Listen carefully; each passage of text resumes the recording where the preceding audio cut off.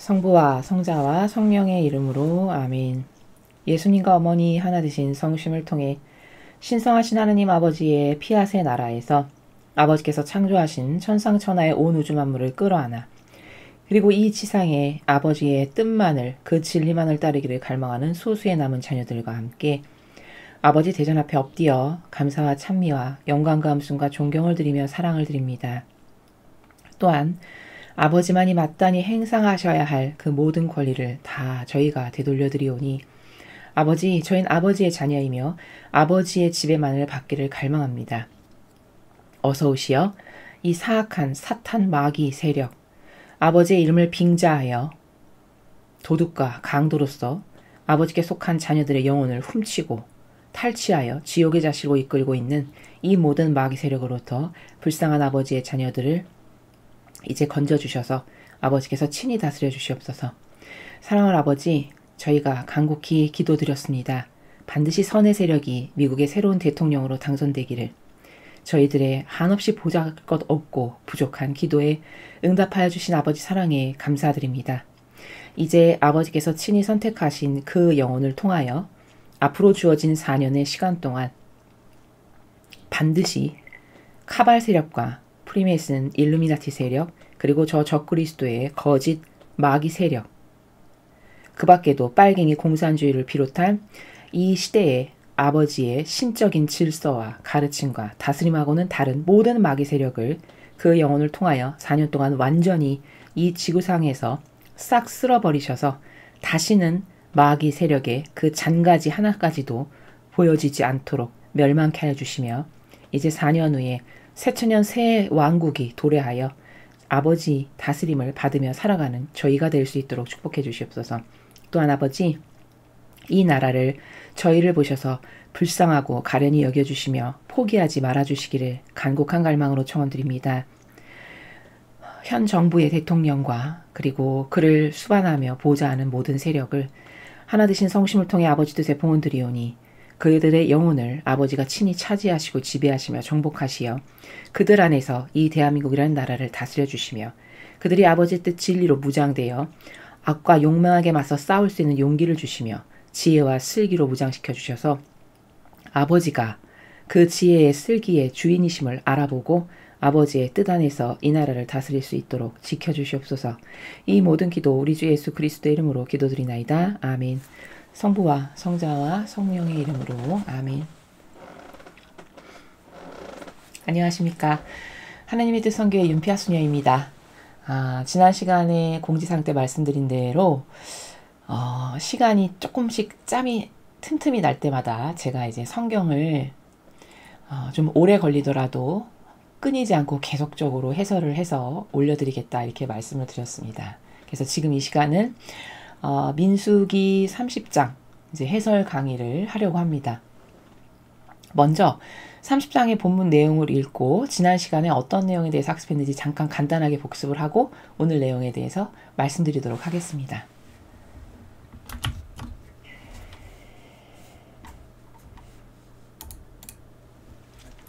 민수기 30장 서원하고 맹세할 때 여자가 받는 규제. 모세는 주님께서 내리신 명령을 빠짐없이 이스라엘 백성에게 선포하였다. 서원하고 맹세할 때 여자가 받는 규제.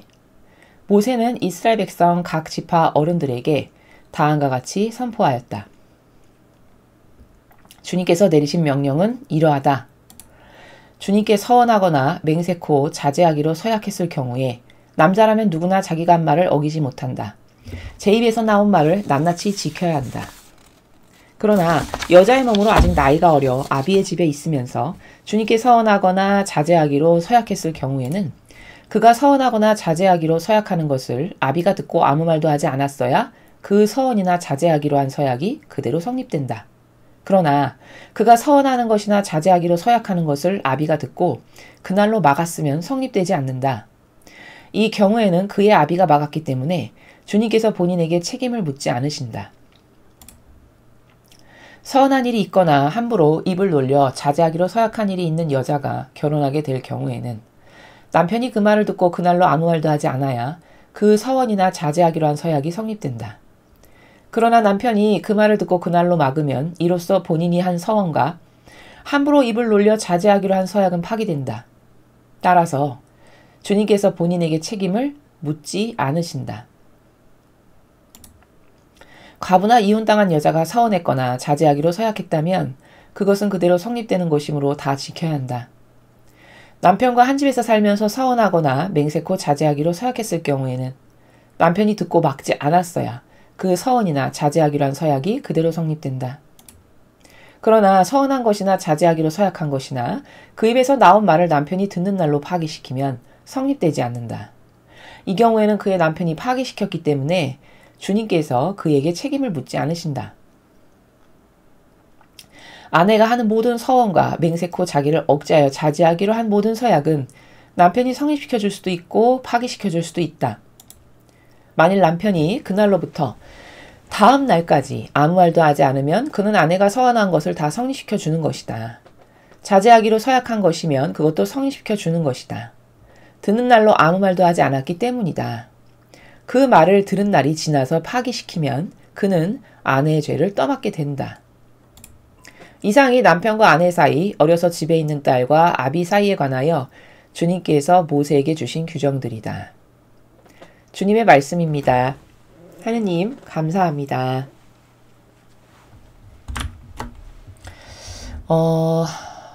오늘 민수기 30장의 내용은 그 절대성과 유일성의 관계에 대해서 그 이제 절대성과 유일성 사이에 지켜져야 될 질서죠, 질서.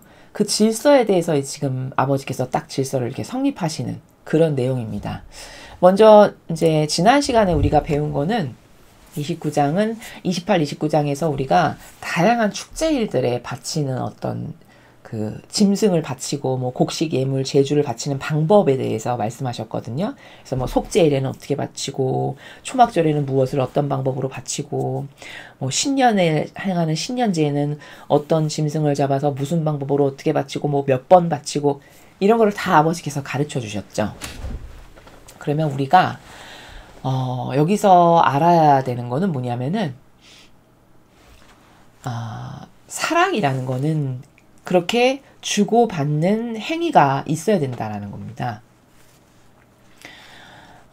그리고 하느님은 뭐 그럼 받지 못해서 뭐 안달나신 분이냐? 그것이 아니라 사실 무엇을 바치라고 자꾸 규정을 정하시고 질서를 주시고 규칙의 제반상을 주시는 이유는 우리들에게 더 많은 은총과 사랑을 쏟아붓기 위해서라고 제가 누누이 말씀드리죠. 그건 왜냐면 먼저 아버지께 희생을 바치는 게 있고 다가오는 게 있어야 그걸 보시고 아버지는 제가 나를 저렇게 희생하러 사랑하는구나, 저렇게 나에게 다가오는구나 라고 하는 어떤 그 명분이죠.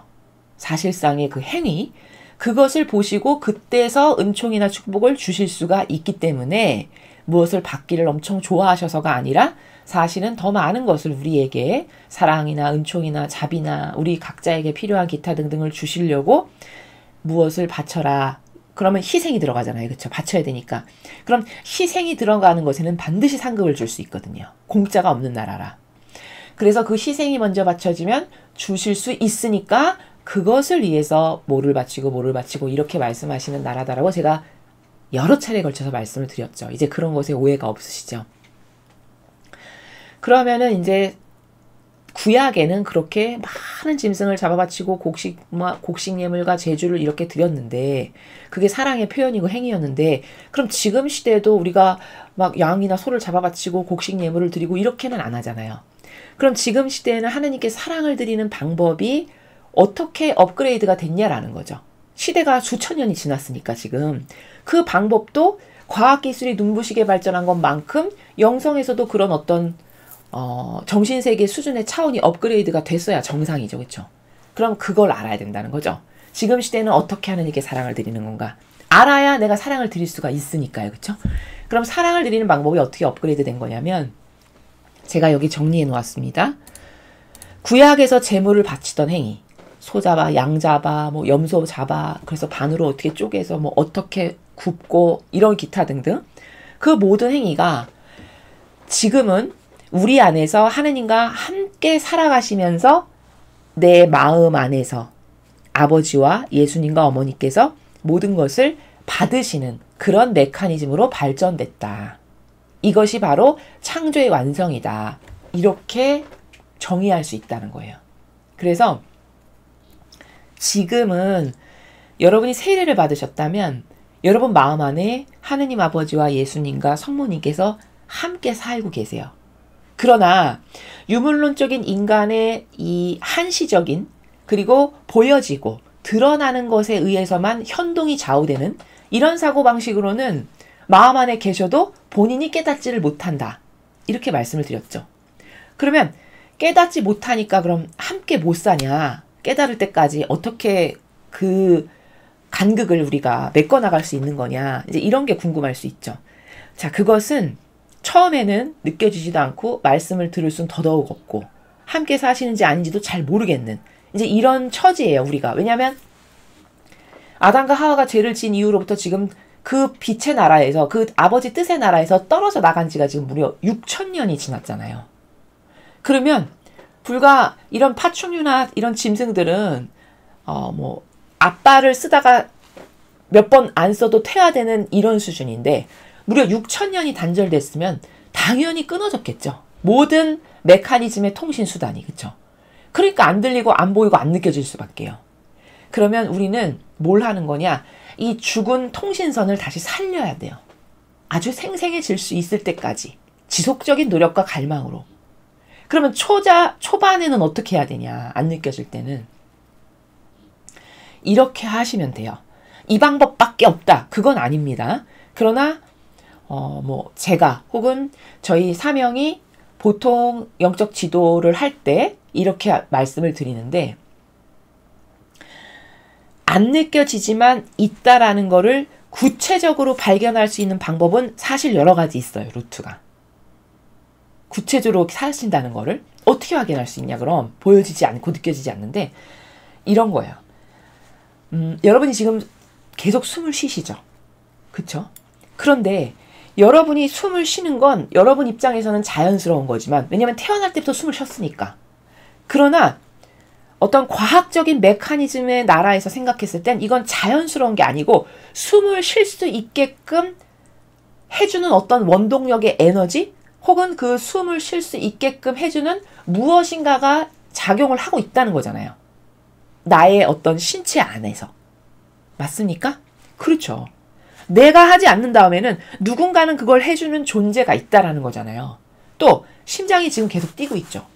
여러분이 의식하지 않아도 정상적으로 쿵쾅쿵쾅 맥박이 뛰고 있고 심박수가 뛰고 있단 말이에요. 그러면 여러분이 심장을 만드셨어요? 아니죠. 여러분이 심장을 뛸 수 있게끔 어떤 지금 노력하고 계세요? 아무것도 안 하고 있잖아요. 그러나 뛰고 있잖아요. 생명활동을 하고 있잖아요. 그럼 생명활동을 할 수 있게끔 하는 어떤 원동력이라든가 에너지라든가 주체자가 누군가 있을 거 아니에요. 그게 하느님 아버지세요. 그럼 지금 내가 심장이 뛰고 있고 숨을 쉬고 있고 맥박이 뛴다는 거는 그걸 끊임없이 그 생명을 유지할 수 있게끔 에너지를 불어넣어 주시는 분이 나랑 지금 함께 계시기 때문에 내가 심장도 뛰고 맥박도 뛰고 숨도 쉬고 볼 수도 있다라는 거죠. 고로 내 마음 안에는 내 안에는 아버지와 예수님과 어머니가 함께 계신다. 이렇게 입증 가능하다라는 거예요.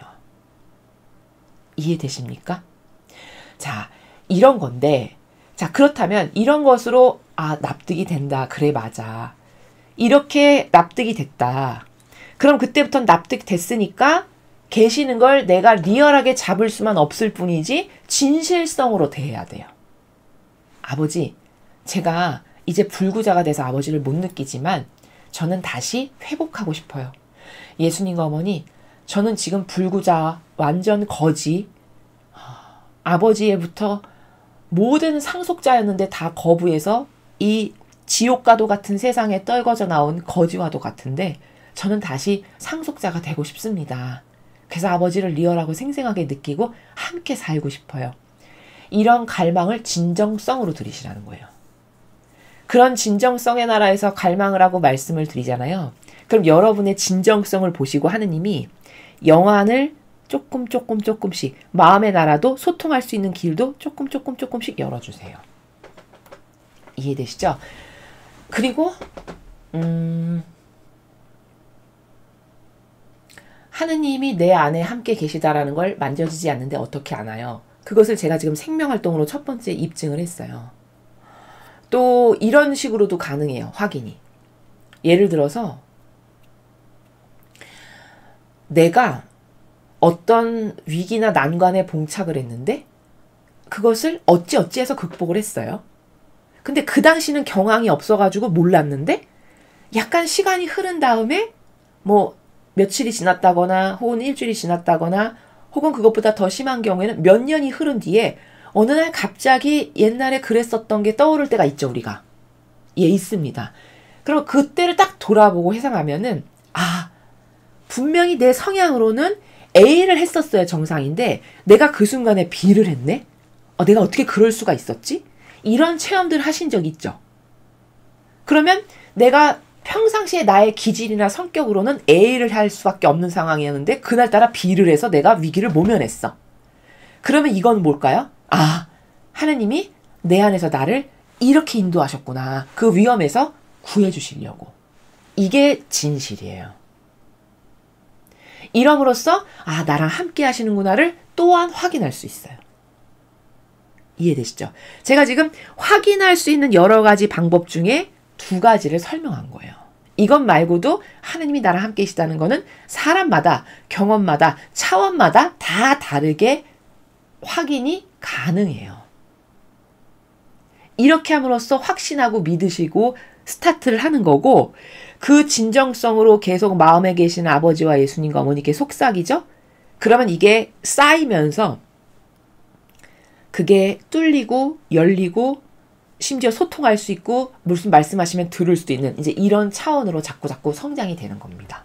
처음부터 첫 판부터 첫 스타트부터 뻥 뚫려서 듣고 이런 경우는 사실 잘 없어요.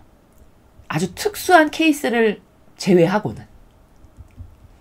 이해되시나요? 자, 이런 거니까 여기서 제가 지금 말씀드린 이 메커니즘이 이해가 되시면 그런 식으로 노력을 지속적으로 계속 하시면 된다는 거예요.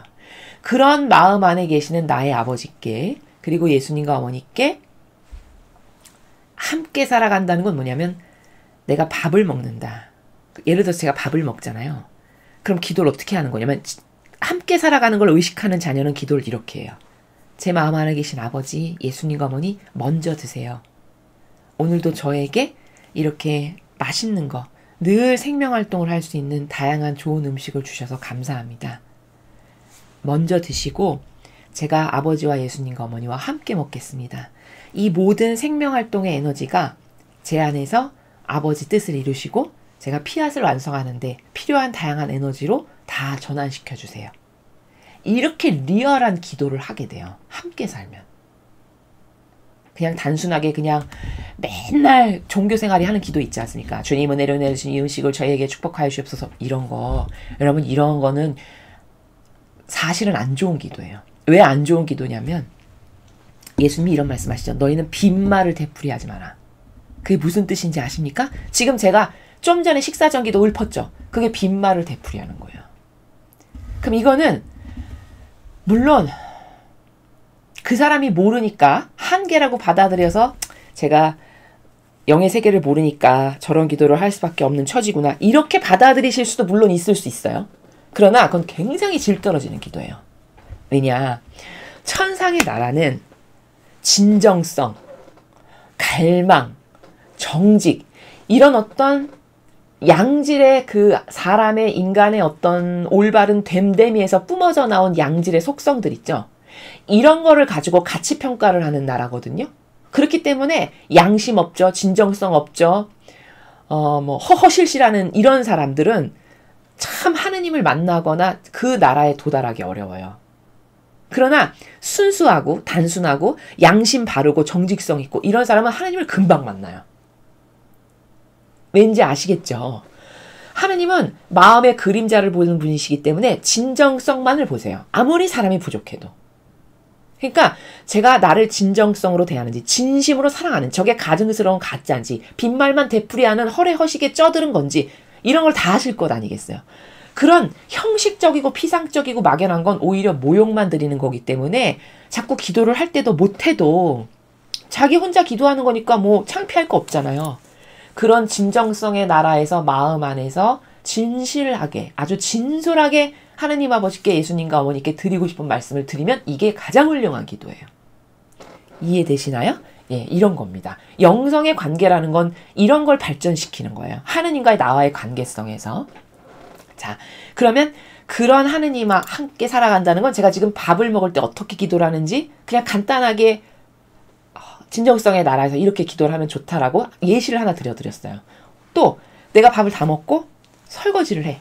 그러면 아버지, 제가 지금부터 설거지를 할 건데 설거지 끝날 때까지 저랑 함께 해주세요. 예수님과 어머니 저랑 함께 해주세요. 제가 이 더러운 것을 닦을 때 저의 사고방식 안에 인간적이고 더러운 누룩을 같이 닦겠습니다. 그리고 인류에 아버지께서 창조하신 영혼들 안에 인간적이고 역겹고 저급하고 저열한 신적 질서에 반하는 그 저열한 사고방식을 닦는 마음으로 이 그릇들을 닦겠습니다. 그렇게 모두 닦여나가게 해주세요. 이게 살아있는 리얼한 기도예요. 함께 산다는 건 어떤 행위를 할 때마다 이런 마음가짐과 정신활동을 하면서 살아가는 게 이게 함께 살아가는 거예요. 그럼 여러분 그깟 소 몇 마리, 염소 몇 마리 잡아바치는 게 훌륭합니까? 제가 지금 후미에 말씀드린 이런 진정성의 나라에서 하느님과 무엇을 하건 항상 함께하는 이게 더 질이 높습니까? 이게 더 질이 높죠? 그래서 제가 여기 정리했죠. 구약에서 제물을 바치던 행위에서 지금은 우리 안에서 하느님께서 함께 살아가시면서 모든 것을 받으시는, 모든 것을 받으시느니 어떻게 받으시는지를 제가 지금 기도로서 행위를 할 때마다 어떻게 하느님하고 함께 해야 되는지를 설명한 거예요. 자, 이렇게 해서 마음 안에 계신 아버지랑 뭐든지 함께하는, 이게 함께 살아가는 신적 활동이고 신앙생활이 바로 이런 거다. 그렇게 해서 우리 마음 안에서 모든 것을 받으시는 이런 메커니즘으로 엄청나게 지금 영성의 나라가 발전된 상태다. 그러니까 여러분은 이 발전된 영성의 나라를 자꾸 개발하고 그 나라를 자꾸 써버릇하고 못해도 그 기도를 하려고 노력을 하고 진솔한 게 제일 중요하다고 제가 말씀드렸습니다. 잊으시면 안 돼요. 사람은 피상과 막연에 쩔어서 살아요. 왜냐하면 우리 주변의 모든 것이 다 허례허식과 피상과 막연으로 그냥 점철돼 있고 도배질돼 있거든요. 심지어 신앙생활마저도 피상과 망상에 쩔어서 하잖아요. 그러니까 그 피상과 망상에 지배당해서 사니까 100년 된 큰 으리으리한 성당 가서 하면 미사한 것 같고 이게 다 그런 나라예요. 있어 보이고 그럴듯한 것에 좌우되는. 그러나 천상의 나라는 그것과 정반대의 나라란 말이에요. 그러니까 그런 사고방식을 버리지 않으면 나는 천상나라하고는 거리가 먼 사고방식을 하게 되는 거거든요. 그러니까 그 나라에 가기엔 요원하다는 거예요. 이해가 잘 되시죠? 이래서 피상과 망상과 보여지는 거, 드러나는 거, 이게 얼마나 인간을 죽이는 건지, 이게 인간의 사고방식을 얼마나 마귀화하는 건지를 잘 아셔야 돼요. 그래서 예수님도 세상에 오셨는데 그럴듯하고 있어 보이는 바리사 율법학자하고는 안 어울리셨어요. 다 거지, 그쵸? 뭉둥병자, 다리 저는 사람들, 가난한 사람들, 다 이런 사람들하고 어울리시죠? 그럼 예수님이 뭐가 좋은지를 몰라서 그런 사람들하고 어울리시는 거냐? 그게 아니에요. 그런 사람들은 겉으로 부족함이 드러나기 때문에 마음은 순수한 게 있어요. 본인이 부족하다라는 것도 이미 익히 알고 있고. 그러니까 자만이나 교만이 이 바리새인 율법학자보다는 훨씬 덜하단 말이에요. 그러니까 역겨움이 덜해요. 그러니까 그런 영혼들을 돌보시고 그런 영혼들에게 오신 거거든요. 그러니 사고방식이 얼마나 중요합니까? 그렇죠. 그래서 이런 것을 청소를 자꾸 하고 내 마음 안에 계신 아버지를 제가 어떻게 아버지가 함께 계시는가를 지금 입증했죠? 제 말이 진짜 저거 타당하다 맞다. 그럼 오늘부터 여러분은 입증이 됐으니까 이제 인정을 하시고 마음 안에 계신 아버지를 인정하는 것만으로도 하느님은 기뻐하세요. 왜냐? 수천 년 동안 인정받지 못하고 아버지는 마치 폐기 처분된 것처럼 인류가 지금 아버지를 그렇게 대하면서 살아왔거든요. 그렇기 때문에 내 마음 안에 진짜 아버지가 계시는구나. 이걸 인정만 해도 하느님은 거기서 위안을 느끼신다는 거예요. 얼마나 아버지의 처지가 안타까운지 아시겠습니까? 그러니까 인정해드리고 자꾸 그 아버지랑 속삭이고 사랑을 드리고 마음을 받쳐드리고 사랑을 드리는 거는 쉽죠, 여러분. 아니 인간 세상사에서도 좋아하는 사람이 있으면은 별거 아닌 거라도 막 갖다 주고 싶고 맛있는 거 만들어서 막 뭐 해주고 싶고 이게 사랑 표현이잖아요. 그렇죠. 그런 걸 안 해본 사람은 없겠죠. 마치 그런 것처럼 뭘 맛있는 걸 먹을 때도 이렇게 맛있는 게 저한테 주셔서 아버지 덕분에 제가 이렇게 좋은 걸 먹습니다. 아버지 감사합니다. 먼저 드세요. 저에게 이렇게 좋은 걸 주신 아버지 찬미 받으세요. 이런 게 진정한 겁니다. 이런 행위를 자꾸 마음 안의 진정성의 나라에서 할 줄 알면 그 마음 안의 영적인 세계가 점점 커지게 돼요. 그 영역이 확장되는 거죠. 그 세계가. 그러면서 이제 영적 수준이 자꾸 이렇게 상승되게 되는 이런 어떤 발전 단계의 과정들이 필요한 거거든요. 그런 거니까 제가 이제 메커니즘을 대략적으로 설명을 드렸어요. 그러니까 여러분이 그걸 명심하셔가지고 지금 이 순간 이후부터라도 진정성의 나라에서 하느님께 사랑을 드리자. 아버지를 인정부터 해드려야 된다. 첫 번째는. 그리고는 내 마음 안에 계신 그 아버지가 나랑 소통을 잘 하시려면 내 걸 어떻게 해서든지 없애야 된다. 그래야 말씀을 하시면 듣지. 내 것이 가득하죠. 자아와 기호, 정서, 경향이. 그러면 내 안에서 아무리 말씀하셔도 내가 못 들어요. 지금 우리가 못 듣는 건 왠지 아세요, 여러분? 사실은 자아로 가득해서 못 듣는 거예요. 아버지가 나에게 말씀을 안 하시는 게 아니고요. 이해되십니까? 자아로 가득하다는 거는 표현하면 마치 페인트 칠을요. 이 문에 페인트 칠을 하는데 한 겹, 두 겹, 세 겹, 네 겹, 한 10겹 페인트 칠해요. 그럼 햇빛이 뚫고 들어오나요? 못 들어오겠죠. 그것과 같아요. 기호, 정서, 경향, 내 기준, 내가 좋아하는 거, 뭐 기타 등등. 이걸로 몇 겹의 페인트 칠을 해놓은 상태예요. 그러니까 아무리 말씀을 하셔도 빛이 그 페인트를 뚫고 못 들어오는 것처럼 들을 수가 없는 상태. 순전히 내 자아 때문이거든요. 그러니 그 자기 뜻을 버리는 게 얼마나 시급한 우리의 과제인지. 그리고 그 아버지를 인정하고 처음엔 잘 안 들리더라도, 왜냐하면 수천 년 동안 경향으로 쪄들었으니까 안 들리는 게 당연하죠, 처음에는. 그러나 자꾸 자아를 버리고 인정을 하지 않고 정직한 사람이 되게 해주세요. 저도 아버지랑 소통하고 싶어요. 저를 도와주세요. 이런 갈망 플러스 진정성으로 자꾸 대하면 그 껍질을 아버지가 제가 의지가 저렇구나. 의지만 보시니까 열어주시고 도와주시고 이런 것을 이제 반복적으로 함으로써 개선이 된다라는 겁니다. 그래서 예전에 사랑을 짐승으로 잡아바쳤다면 지금은 내 마음 안에 살아가시는 아버지께 내가 진정성의 행위로 무엇을 하건 같이 하고 사랑을 드리면서 함께 살아가는 그 메커니즘으로 사랑을 드리는 나라로 발전됐다. 이것이 바로 창조의 완성이다. 이렇게 설명할 수 있습니다. 오늘 내용은 상당히 쉬운 내용이에요. 아주 쉽습니다. 그냥 원리는 딱 하나예요. 유일성이란 존재가 어떤 존재인가라는 거거든요. 여성은 유일성의 위치죠. 그리고 남성은 절대성의 위치예요. 아담과 하와를 창조하신 것을 보면 원리적으로 그러해요. 그렇죠? 처음에 아담을 만드셨고 아담의 갈비뼈를 뽑아서 여성을 만드셨기 때문에 갈비뼈를 뽑아서 만들었다는 건 어떤 영적인 의미가 있는 거냐면 이 남자에게 속한 존재다라는 거예요. 여성은.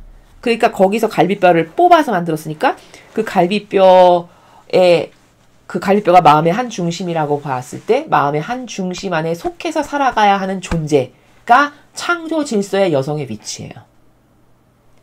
그렇기 때문에 여성은 결혼을 하셨다. 그러면 그 절대성과 하나 되는 게 질서예요. 하느님이 세우신 질서. 근데 요즘 세상은 유일성이 절대성하고 하나 되기가 참 힘든 세상이에요. 왜냐하면 일단 이 카발이나 이 마귀 문화가 무슨 여성 뭐 권리 신장 뭐 이런 거를 어떤 모태로 해가지고 여성의 자아를 한껏 키워놨거든요. 그래서 나도 동등하게 목소리를 내야지. 내가 너한테 더 짓밟히고 살아야 돼? 나도 똑같은 인간인데. 이런 어떤 대등한 관계를 아예 사회적으로 부추겨요. 그게 옳은 걸로. 그러면 제 말을 잘 들으셔야 돼요. 잘못하면 오해가 생기니까요. 그럼 제 말이 여성은 그렇게 대등한 관계로 살지 말고 하인이나 종으로 살으라는 말이냐? 그 말이 아니에요. 그렇게 종속적인 그 남자 밑에 속해서 종속적인 존재로 찌그러들어서 한평생 살다 죽으라는 말이냐? 그게 아니라고요. 하느님이 만드신 질서는 이런 거예요. 중심이 있어요. 기준이. 기준은 아버지의 뜻이에요. 그러니까 잘못 이해하면 뭐야? 그럼 종이야? 그러면 하녀야? 한평생 하녀처럼 살다가 나는 내 인생도 없고 죽으란 말이야? 이제 이런 식으로 생각할 게 뻔하거든요. 마귀가 다 그런 식으로 이미 조장해놓고 불러일으켜 놨기 때문에. 여성의 사고방식 안에.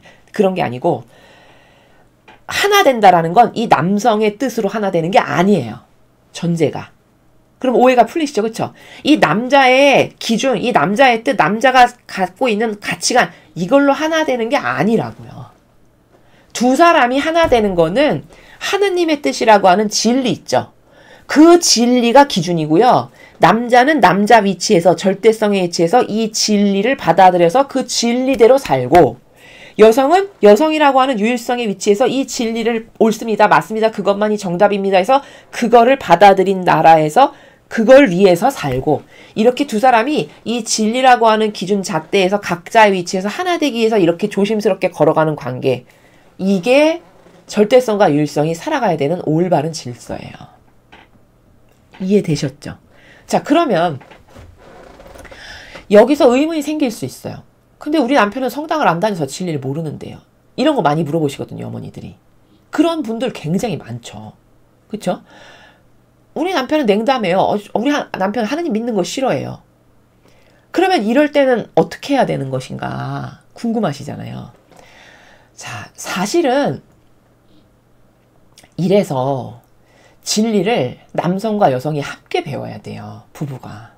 그래야 엄청난 시너지를 내면서 행복한 가정을 꾸릴 수 있거든요. 사실은요. 그러니까 진리를 배우려면 부부가 같이 배워야 돼요. 그래야 서로 공감도 하고 납득도 하고 이해가 되면서 정신세계가 성장하면서 하나 되는 게 도대체 뭐고 어떤 질서로 하나 되는 건지 이런 거를 구현하면서 동반자적 관계로 발전하는 게 가능하거든요. 근데 많은 케이스는 어머님들만 진리를 듣지 아버님들은 진리를 잘 안 들으세요. 잘 안 좋아하시기도 하고 혹은 접할 기회가 없으시기도 하겠죠. 왜냐하면 바깥 생활을 많이 하시니까요. 그런데 그럼 진리를 모르는 남편과는 어떻게 하나 돼야 되는 건가? 답은 진리를 모르니까 그럴 때는 최소 이 남편을 존중이라도 해야 돼요. 이해되시나요? 자, 만약에 남편이 진리를 잘 알고 진리를 학습하려는 열의가 있어서 진리를 배우는 사람이야. 그러면 남편이 진리를 배우고 있으니까 그 진리를 중심으로 하나 되려는 올바른 가치관도 있을 거고, 그러니까 그 남편이 어떤 의견을 내고 제안을 하면은 그 의견과 제안을 그대로 따라가면 무리가 없어요. 그런데 보통의 경우는 그렇지 않죠. 그러니까 이 남편이 진리를 몰라. 그러니까 자기 뜻으로 뭐 주장하고 내세우고 막 이럴 거 아니에요. 그래서 여기서 이제 반감이 들어가지고 어머님들이 남편 막 흉보시고 뭐 못 살겠다라고 하고 막 이러시는 거거든요. 그럴 땐 그럴 것이 아니라 모르니까 그런 거잖아요. 진리를 배운 적도 없고 들은 적도 없고. 그럼 이럴 땐 어떤 하느님의 질서를 따라야 되는 거냐? 남편을 남편으로서 최소 존중하는 그 질서는 지키셔야 된다는 거예요. 하느님이 보실 때 그걸 옳다라고 하세요. 이해되시나요? 예, 이렇게 나눌 수 있어요. 근데 요즘 여성의 문제가 뭐냐면 깔봐요. 남편을. 그러니까 절대성의 역할을 똑바로 못하잖아요. 그럼 깔보고 무시를 해요. 그렇죠. 그런 분들 엄청 많아요. 근데 그러면 그게 본인의 영혼에게 좋으냐? 본인의 영혼에게도 절대 좋지 않아요. 왜냐하면 하느님의 질서에 맞지 않게 살아가고 있기 때문에. 아시겠죠? 그러니까 지혜로운 여성이라면, 똑똑한 여성이라면, 본인이 그리고 지금 진리를 배우는 사람이라면 하느님은 이럴 때 어떻게 하는 걸 기뻐하실까? 그래, 저 사람이 진리를 모르니까 나를 진리로 이끌어줄 수는 없어. 그러니까 최소 남편을 남편으로서, 절대성을 절대성으로서 깔보고 무시하지 말고 존중은 해야 된다. 이게 여러분의 사고방식 안에 이렇게 딱 기저로 있으셔야 돼요. 그러면 여러분은 진리에서 벗어나지 않는 수준에서 절대성과 하나 될 수 있어요. 이제 좀 정리가 되시죠? 이런 게 성경을 통해서 우리가 알 수 있는 남녀 간의 질서고요. 남녀 간의 하나됨이라는 건 이렇게 구현을 하는 거다라는 겁니다. 그 하느님의 신비로운 도성이라는 책을 보면은 거기 순전히 성모님에 대해서 기록된 책이거든요. 성모님이 왜 위대하신지, 어머니가 어떤 정신세계에서 사셨는지, 우리에게 어떤 것을 그 미덕으로 아름다운 속성으로 전해주고 싶으신지 뭐 기타 등등 엄청나게 많은 것들을 배울 수 있는데, 거기 보면은 그 신비로운 도성이라는 책에 보면은 요셉 성인과 성모님이 이제 함께 가정을 꾸려서 살아가시는 그 가정 공동체가 나와요. 근데 그거를 보면은 그 두 분의 아름다움은 뭐 말할 수가 없는데, 일례를 하나 들면 요즘 사람들하고 얼마나 다른가를 제가 비교해서 설명하려고, 어떤 게 올바른 건지를 이제 알아야 하니까 말씀드리면, 요셉 성인은 성모님이 얼마나 아름답고 고결하고 덕이 높은 여인인지를 이미 아셨어요. 결혼 생활을 하기 전부터. 그리고 성모님은 워낙에 질서에 투철한 완덕이시기 때문에 요셉 성인을 아주 극진히 존중해요. 그래서 서로 어떤 정도로 아름다움이 이 세상 사람하고 다르냐면, 요셉 성인은 성모님에게 당신이 나보다 훨씬 훌륭하고 아름다운 덕으로 가득한 존재라는 걸 내가 이미 알고 있으니, 당신이 절대성의 역할을 하면 내가 당신에게 순종하겠어. 이 정도로 말을 해요. 근데 성모님은 아닙니다. 절대 그럴 순 없습니다. 당신이 저의 지압이시고 저의 남편이시니 당신이 모든 걸 결정하면 저는 그대로 따르고 순종하겠습니다. 이렇게 서로가 서로에게 순종하고 싶어서 마치 안달이 난 것과 같은 이런 정신세계의 교환이 거기 나와요. 굉장히 아름답죠. 이 세상에선 절대 찾아볼 수 없는 부분이죠. 이제 그런 것을 보면서 세상의 사랑이 얼마나 잘못됐는지, 얼마나 질서에서 벗어나고 무질서하게 막 사는지를 알 수 있어요. 그리고 요셉 성인이 성모님께서 얼마나 고결하신 분인지를 알고 있음에도 불구하고 배가 점점 불러오시잖아요. 그러니까 엄청 고뇌가 심해요. 마음의 고뇌, 인간적 고뇌, 아니야 그럴 리가 없어, 저 여인은 그럴 사람이 아니야, 이렇게 자기를 막 끊임없이 되뇌이면서 납득을 시키려고 해도 어쩔 수 없이 올라오는 인간이니까, 그분은 감정이나 이런 것에 끊임없이 고뇌하고 눈물 흘리는 이런 것들이 나오거든요. 그런데도 불구하고 끝까지 그거를 발설하지 않아요. 그걸 탓하거나 책임추궁을 하거나 이런 거를 절대 하지 않으세요. 너무너무 멋있죠. 이런 게 다 이런 저열한 인간하고는 다른 차원의 세계예요. 그래서 저는 부부 생활을 하시는 모든 분들은 신비로운 도성을 좀 읽으셨으면 좋겠어요. 그 부부 간의 관계가 나오는 부분, 시간이 없다면 그 부분이라도. 그러면 같이 읽으세요. 제발. 두 분이 같이 보세요. 그러면 자기도 반성하게 되고, 어떤 게 아름다운 질서인지, 나도 이런 아름다운 사랑을 해보고 싶다, 이런 마음이 절로 들 거 아니에요. 그렇죠. 그러면서 스스로를 고쳐나가야죠. 잘못된 걸 바로잡고. 이런 아름다운 가정을 진짜 꾸릴 수 있거든요. 근데 이제 이런 거를 사실은 교회가 가르쳐야 되는 거거든요. 근데 이런 걸 안 가르치다 보니까 요즘에는 너무 무질서해서 여자가 남자를 막 짓밟고 깔보고 무시하고, 혹은 남편이 절대성인데 절대성의 어떤 역할이나 구실을 똑바로 못하는 경우도 너무 많고, 이런 그냥 뒤죽박죽의 세상에서 살아가고 있는 거죠. 그러니까 거기 무슨 시너지가 나오겠어요. 그렇죠. 근데 사실 결혼이라는 거는 그 두 분의 생활하시는 나라나 정신세계나 서로를 존중하는 마음이나 사랑하는 마음을 이렇게 보면 너무너무 아름다운 거거든요. 사실은요, 결혼이라는 게. 근데 그걸 모르니까 흉내조차도 내릴 수가 없는 거죠.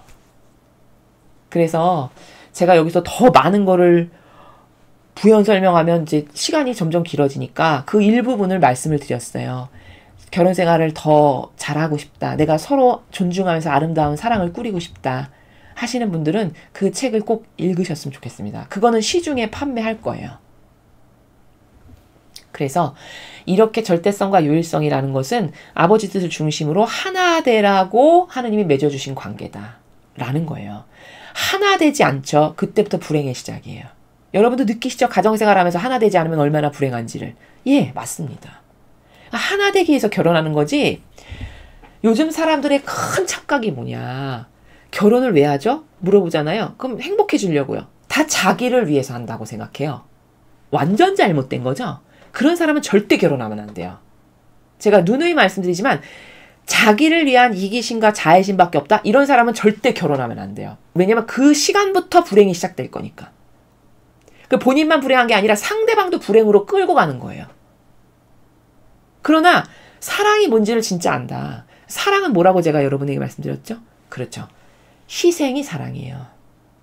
그러니까 내가 저 여인을 위해서 혹은 저 남성을 위해서 죽는 날까지 희생하는 게 내 기쁨이야. 나는 그러고 싶어. 기꺼이. 그러면 결혼해야 돼요. 근데 그렇지 않죠. 그럼 절대 결혼하면 안 돼요. 이해되십니까? 그냥 이기적으로 혼자 살아야 돼요.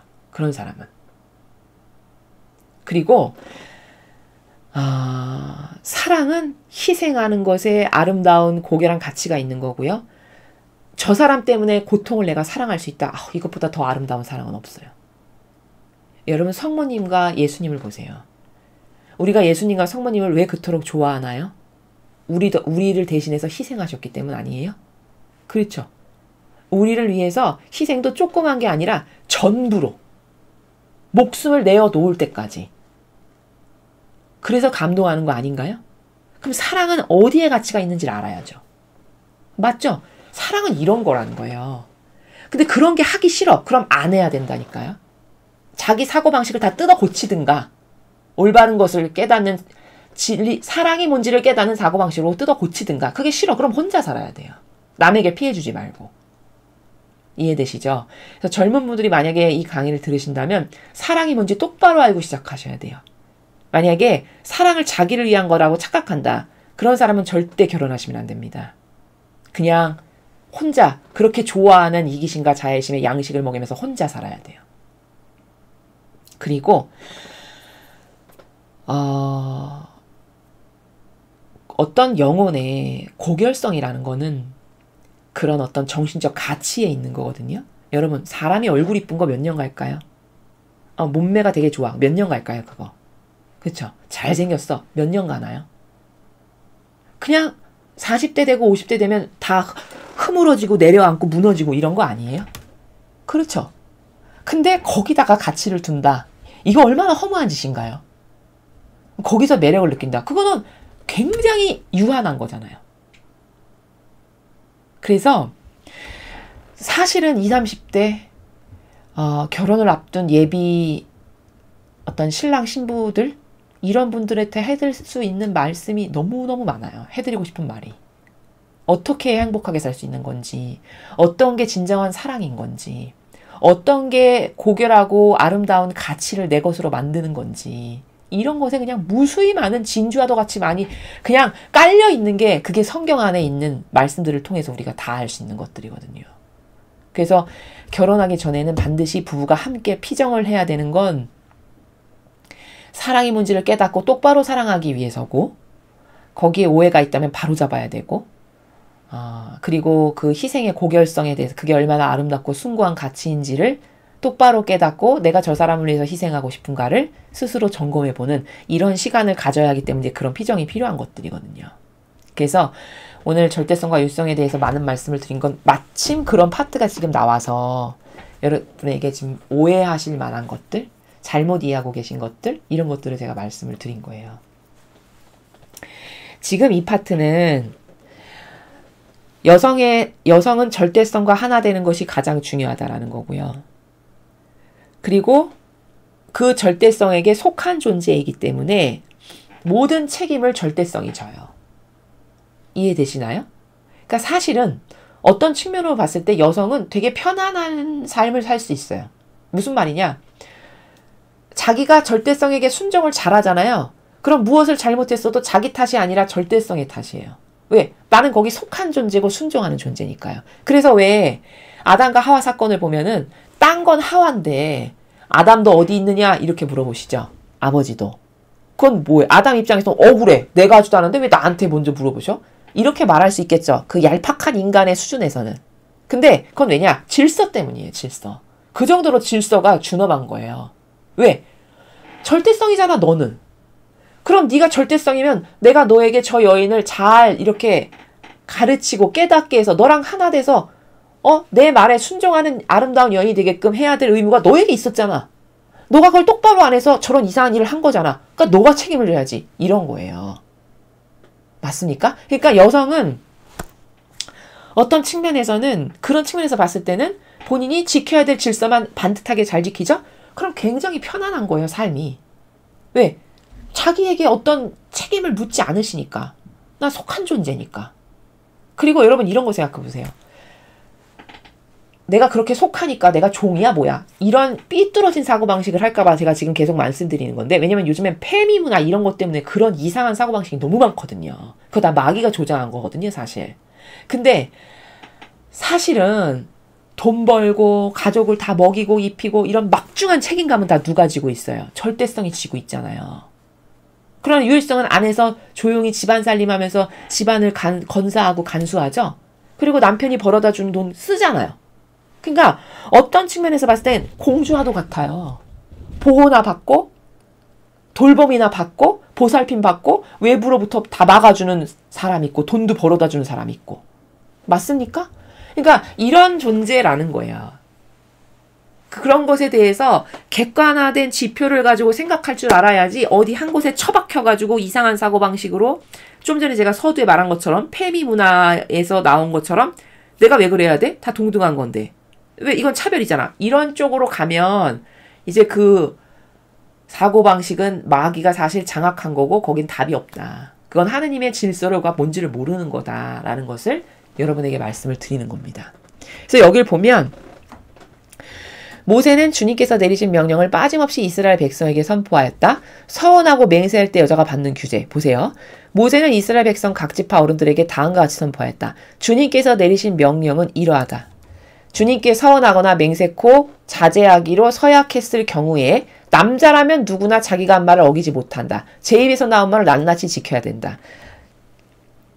자, 남자는 어디 메인 몸이 아니라 본인 자체가 독자적인 절대성이니까 누구에게 허락받을 일도 없고 본인이 맹세했어. 그럼 네가 지켜. 책임을 너에게 묻는다. 이거예요. 단독적으로. 맞죠? 여기 자제하기로 서약했을 경우에 이게 뭐냐? 자제하기로 서약한다는 게 도대체 뭐냐? 예를 들면 이런 거예요. 내가 술을 너무 좋아해. 그래서 막 술을 한 5병씩 먹어. 근데 이렇게 하면 안 되겠습니다, 주님.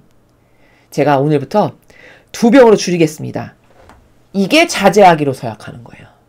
하느님께. 그런 거를 다 지켜야 된다는 거죠. 지금 여기서는. 이게 자제하기로 서약했을 때를 이런 거를 말씀하시는 거고, 그 다음에 그러나 여자의 몸으로 아직 나이가 어려 아비의 집에 있으면서 주님께 서원하거나 자제하기로 서약했을 경우에는 그가 서원하거나 자제하기로 서약하는 것을 아비가 듣고 아무 말도 하지 않았어야 그 서원이나 자제하기로 한 서약이 그대로 성립된다. 자, 아직 시집가지 않은 어린 여자예요. 그래서 부모님 밑에서 살아요.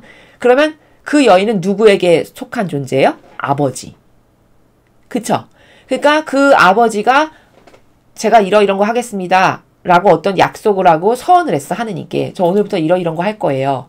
근데 아버지가 듣고 아무 말도 안 했어. 그러면 성립.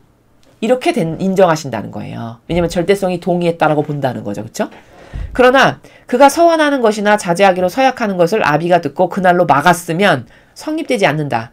이 경우엔 그의 아비가 막았기 때문에 주님께서 본인에게 책임을 묻지 않으신다. 자, 여기 나오잖아요. 그쵸? 근데 제가 하느님께 이렇게 봉헌하기로 했습니다. 저 오늘부터 하느님께 이런 존재로 살아가겠습니다. 이렇게 했는데 아버지가 안 돼. 너는 그렇게 하면 안 돼. 이렇게 해서 막았어. 그러면 그 아버지께 속한 어린 딸로서 절대성이 권한이 있는 건데 절대성이 결정을 했으니까 거기에 나는 순종해서 그 서원이 무효다 이거예요. 그래서 여기 성립되지 않는다라고 하시죠. 그리고 만약에 그 일로 발로해서 어떤 문제가 발생했을 때도 아비가 막아서 그렇게 된 거니까 너한테는 책임이 없어. 이런 말씀이죠. 서운한 일이 있거나 함부로 입을 놀려 자제하기로 서약한 일이 있는 여자가 결혼하게 될 경우에는 남편이 그 말을 듣고 그날로 아무 말도 하지 않아야 그 서원이나 자제하기로 한 서약이 성립된다. 자, 근데 결혼을 했어. 그럼 결혼했으면 절대성이 이제 바뀌는 거예요. 남편이 나의 절대성이에요. 나는 그 남편에게 속한 존재가 되는 거예요. 그런데 내가 하느님께 뭘 드리고 싶어서 뭐를 이렇게 서원하겠습니다. 하느님께 나 오늘부터 이런 거 할 거예요. 말을 했는데 남편이 그 말을 듣고 아무 말도 안 했어. 그럼 동의했다라고 보는 거죠? 그럼 너가 이렇게 하겠다라고 약속한 건 성립된다. 이런 말씀이죠. 그러나 남편이 그 말을 듣고 그날로 막으면 이로써 본인이 한 서원과 함부로 입을 놀려 자제하기로 한 서약은 파기된다. 따라서 주님께서 본인에게 책임을 묻지 않으신다. 같은 나라죠. 아버지가 절대성이었으면 아버지께 그렇게 속한 존재인데 이제 결혼했으니까 남편이 그런 역할을 해야 되는 거죠. 근데 남편이 그렇게 하면 안 돼요. 내가 허락 못하오. 이렇게 했어요. 그러면 그 서원은 무효라고 받아들이신다는 거예요. 그리고 만약에 그 서원과 관련해서 어떤 문제가 발생했어. 그럼 넌 책임 없고 내가 네 남편에게 책임을 물으마. 이런 거예요.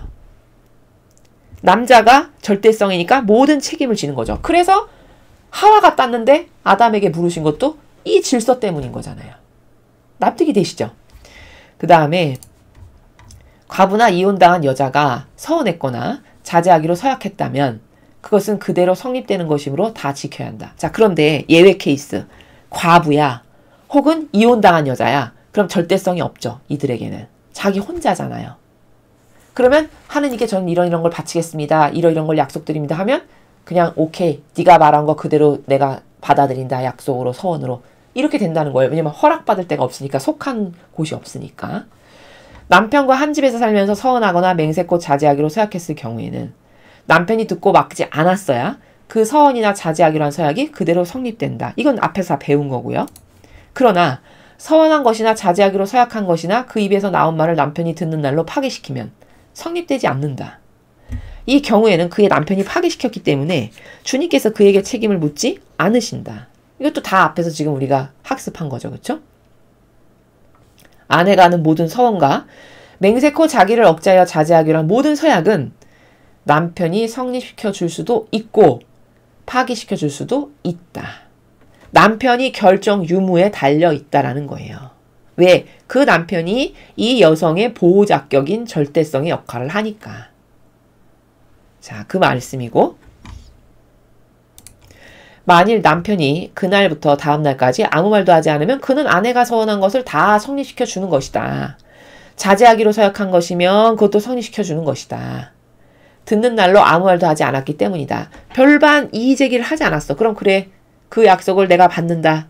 이렇게 받아들이시겠다는 거죠. 그 말을 들은 날이 지나서 파기시키면 그는 아내의 죄를 떠맡게 된다. 아, 근데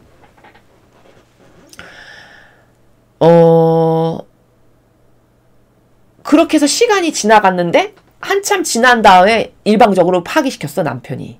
그렇게 하면 안 돼. 이거 허락 못하오. 그러면 진작 결정했어야 되는 거를 뒤늦게 했으니까 그 차이 동안 이 여성이 잘못한 부분에 대해서 누가 책임을 져야 된다? 남편이 책임져야 된다. 아내의 죄를 떠맡게 된다가 그 말이죠. 왜? 네가 그때 아무 말도 안 해가지고 이게 성립된 걸로 했는데 이제 와서 네가 파기한다 그러면 이건 너의 잘못이야. 너의 죄로 내가 묻는다. 이런 말씀이에요. 그러니까 사실은요. 절대성이 유일성을 지켜주는 거죠? 어떤 측면에서 봤을 때는. 그렇잖아요. 모든 부인의 죄를 자기가 다 떠맡는 거니까. 이런 겁니다, 여러분. 종속적으로 어디 내가 비참한 존재로 기어 들어가서 사는 그런 게 아니에요, 절대. 그건 오해죠. 아예 아내의 죄까지도 떠맡게 된다는데 얼마나 책임이 무거워요. 이 절대성의 역할이. 맞죠? 이런 거라는 것을 여러분이 잘 인지하셔야 돼요. 이상이 남편과 아내 사이, 어려서 집에 있는 딸과 아비 사이에 관하여 주님께서 모세에게 주신 규정들이다. 자, 여기까지가 30장의 내용입니다. 그래서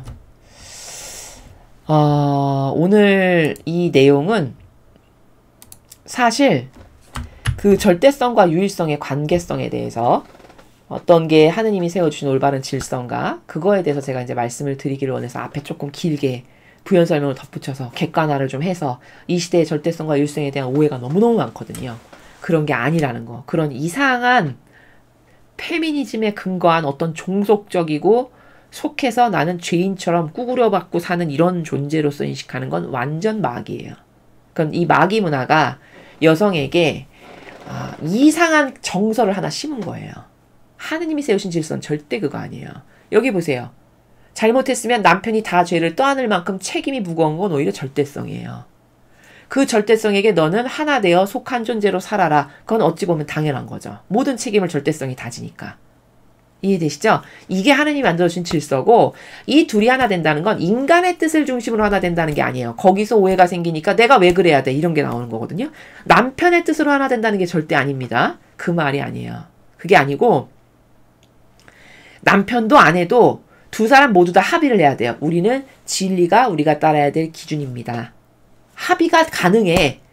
그러면 그때는 절대성은 절대성의 위치에서 자기 역할을 묵묵히 하면서 그 진리에 근거하여 생각도 하고 판단도 하고 여성도 이끌고 이렇게 해야 되는 거고 여성도 진리만이 기준이고 이게 유일한 거고 우리 가치의 절대적인 겁니다. 라고 이 여성도 인정을 했잖아요. 그럼 남편이 이끄는 게 다 진리야. 진리를 지금 배우니까 우리가 알 수 있잖아요. 그럼 그 진리니까 당연히 순종해서 하나 돼야 되는. 요게 하느님이 세우신 질서다라는 거예요. 그리고 이렇게 살아가는 아주 모범적이고 아름다운 분이 요셉 성인이고 성모님이셨다는 거예요. 그게 그 신비로운 도성이란 책에 나온다는 거죠. 그래서 어떤 게 부부관계인 건지 어떤 게 사랑으로 하나 되는 건지를 여러분이 더 그 책을 통해서 자세히 보시고 자신들의 결혼 생활에 적용을 하시면 훨씬 더 행복하게 사실 수 있다는 겁니다. 자, 우리는 지금 끊임없이 질서를 배우고 있어요. 왜냐하면 질서에서 무려 6,000년 동안 이탈돼서 살았기 때문에 인간은 질서가 뭔지를 사실 몰라요. 본인이 안다라고 생각하는 건 그냥 그 수준에서일 뿐이지 하느님이 말씀하신 신적 질서 모릅니다. 여러분 사랑도 모르잖아요. 제가 지금 좀 전에 말씀드렸지만 사랑이 희생이라는 걸 아는 사람은 부모님 세대 정도? 그 정도는 아실 수 있어요. 고생을 하면서 사셨기 때문에 그리고 희생이 몸에 배어있기 때문에 그러나 요즘 태어난 사람에게 야 사랑이 희생이야 그러면 그걸 할 사람이 누가 있을까요? 여러분 있을 거라고 생각하세요? 저는 없을 거라고 생각해요. 아예 교육을 시키질 않아요. 사랑이 희생이라는 걸. 그리고 어디 가서든지 너는 손해나는 거 하지 마. 응? 너 그런 거 하고 섞지 마. 네가 최고야. 네가 왕자고 네가 공주야. 이런 걸 맨날 듣고 산다고 해보세요. 거기 어떻게 희생하는 마인드가 길러지나요? 그렇죠? 이건 마귀를 양산하는 거예요. 완전히. 그래서 반드시 자식은 희생과 고통이 뭔지를 가르쳐야 돼요. 똑바로 된 영혼이 되기를 원하시면. 그리고 희생과 고통의 고결하고 숭고하고 아름다운 가치를 반드시 가르치셔야 돼요. 그리고 사랑이 뭔지를 가르치셔야 되고요. 사랑할 줄 아는 영혼이 얼마나 예쁘고 아름다운 영혼인가를 반드시 가르치셔야 됩니다. 이런 가정교육이 똑바로 설 때 오늘날 우리가 겪고 있는 저 학교 교육의 저런 문제나 이 세상에서의 사회생활에서의 그 MZ세대와의 갈등이라든가 이런 문제를 극복할 수 있겠죠. 그렇죠? 그러니까 이거는 가정교육이 똑바로 되지 않아서고 사실 그 가정교육이 똑바로 되지 않은 건 교회가 가르치지 않았기 때문이에요. 맞습니까? 그래서 이런 것에 무한한 책임감을 저희가 대신 짊어지면서 여러분에게 성경을 통해서 매일 말씀을 드리고 있습니다. 이제부터라도 올바른 질서로 돌아가서 우리가 천상의 책에서 배웠듯이 여러분 모두가 아버지 뜻 안에서 새로 태어난 자녀들이 되셨으면 좋겠습니다. 이상으로 민수기 30장 해설 강의를 마치겠습니다. 감사합니다.